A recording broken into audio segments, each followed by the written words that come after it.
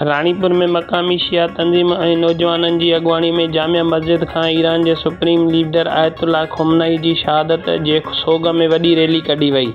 रैलीअ में वॾे अंग में मुज़ाहिरीन शरीक हुआ। रैली जामिया मस्जिद खां कढी वई, जंहिं जी अॻुवाणी अल्लामा मोहसिन नक़वी, ग़ुलाम हुसैन मल्हा, बरकत मल्हा, मौलवी लियाक़त अली, अरशद उमैनी, मंज़ूर हुसैन बेलार, साजिद करबलाई ऐं ॿिया करे रहिया हुआ।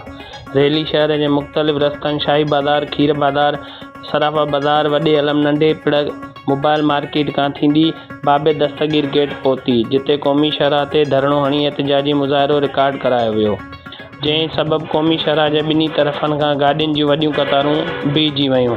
उन मौक़े ते एहतिजाज कंदड़नि ईरान जे सुप्रीम लीडर जी शहादत थियण ते सख़्तु रद्दअमल ज़ाहिर कयो ऐं अमरीका इसराइल ख़िलाफ़ सख़्तु नारेबाज़ी कई वई।